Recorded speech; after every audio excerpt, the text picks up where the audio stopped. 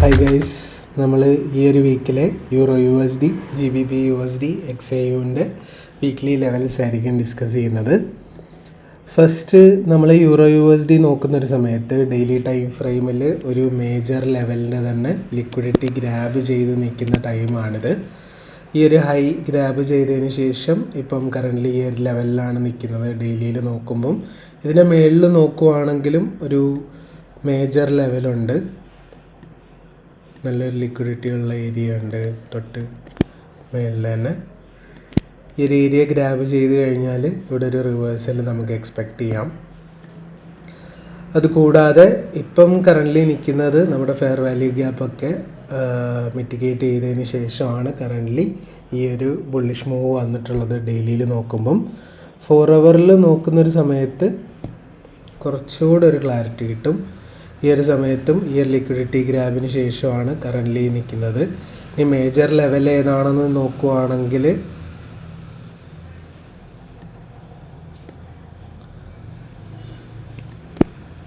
Currently ഈ ഒരു shift ആണ് കറൻ്റ്ലി വന്നിട്ടുള്ളത്. ഇത് സ്വിങ് ലോ ആയിട്ട് കൺസിഡർ ചെയ്യാം, ഇത് സ്വിങ് ഹൈ ആയിട്ട് കൺസിഡർ ചെയ്യാം. ഇതിനുള്ളിലുള്ള ഒരു ഡിസ്കൗണ്ട് സോണിലുള്ള നല്ലൊരു സോണെന്ന് പറയാൻ വേണ്ടിയിട്ട് ഈ ഒരു ഏരിയ നമുക്ക് കൺസിഡർ ചെയ്യാം. ഇപ്പോൾ ഈ ഒരു ലെവലിൽ പ്രൈസ് എത്തിക്കഴിഞ്ഞാൽ ഒരു റിയാക്ഷൻ കിട്ടുവാണെങ്കിൽ കൺസിഡർ ചെയ്യാൻ പറ്റുന്നൊരു ഏരിയ ആണ്. താഴേക്ക് നോക്കുവാണെങ്കിൽ ഏറ്റവും എക്സ്ട്രീം സോൺ ഈ ഒരു ലെവലും കൺസിഡർ ചെയ്യാൻ പറ്റുന്നൊരു ഏരിയ ആണ്. ഈ ഫെയർ വാല്യൂ ഗ്യാപ്സും കൺസിഡർ ചെയ്യാം, പക്ഷേ ഈ ഒരു എക്സ്ട്രീം സോണാണ് റിസ്ക് മാനേജ് ചെയ്ത് നമുക്ക് കൺസിഡർ ചെയ്യാൻ പറ്റുന്ന ഒരു ഏരിയ. 4 ഹവറിൽ നോക്കുമ്പം ഈ ഒരു രീതിയിലാണ് ഉള്ളത്.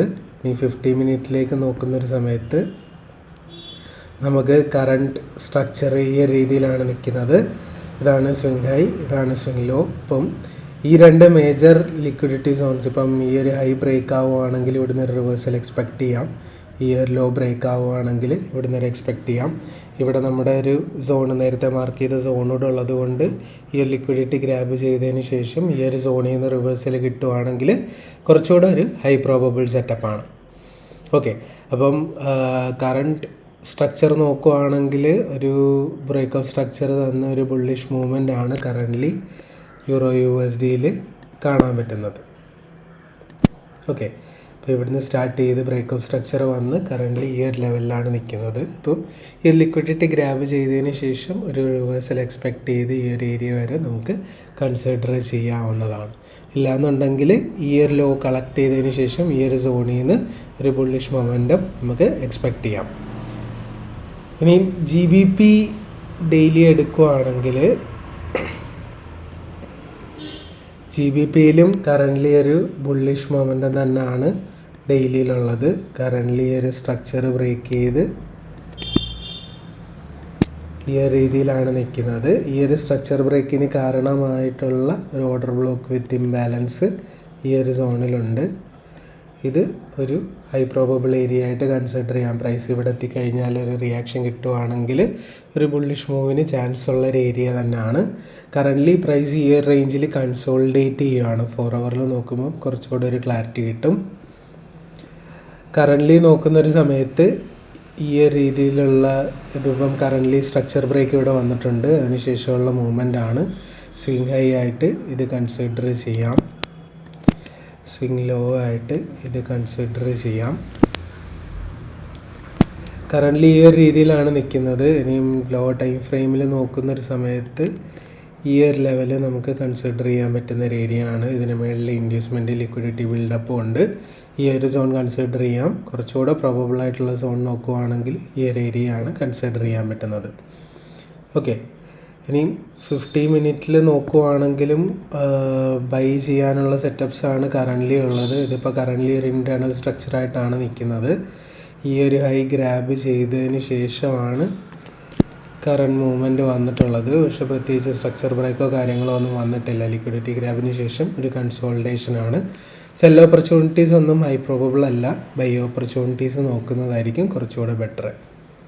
ഓക്കെ, ഇനി XAUവിൻ്റെ കേസിൽ നോക്കുവാണെങ്കിൽ XAU എല്ലാ വീക്കിലെയും പോലെ തന്നെ ബുള്ളിഷ് മൂവ്മെൻറ്റിലാണ് കറൻ്റ്ലി ഇപ്പം ഇപ്പോഴും ഉള്ളത്. ഒരു ഓൾ ടൈം ഹൈയുടെ അവിടെ തന്നെയാണ് പ്രൈസ് നിൽക്കുന്നത്.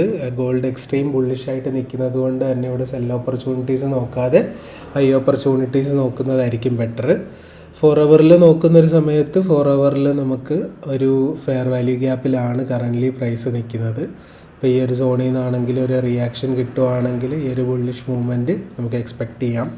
പിന്നെ ഓൾറെഡി ഒരു നല്ലൊരു മൂവ്മെൻറ്റ് ബ്രേക്ക് ഓഫ് സ്ട്രക്ചറിന് ശേഷം തന്നിട്ടുള്ളത് കൊണ്ട് തന്നെ ഒരു റീട്രേസ്മെൻറ്റ് എക്സ്പെക്റ്റ് ചെയ്യാം.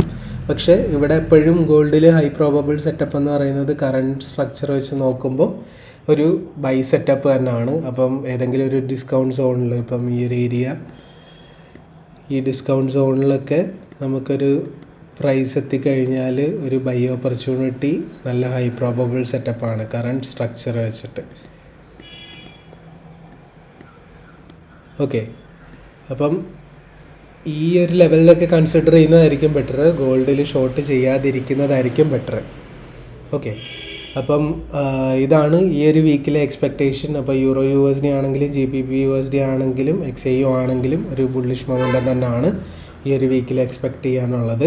ഇനി റിവേഴ്സൽ എക്സ്പെക്റ്റ് ചെയ്യുവാണെങ്കിൽ മേജർ ലിക്വിഡിറ്റി സോൺസ് കളക്ട് ചെയ്തതിന് ശേഷം ഒരു റിവേഴ്സൽ അല്ലെങ്കിൽ ഒരു പുൾ ബാക്ക് എക്സ്പെക്റ്റ് ചെയ്യാവുന്നതാണ്.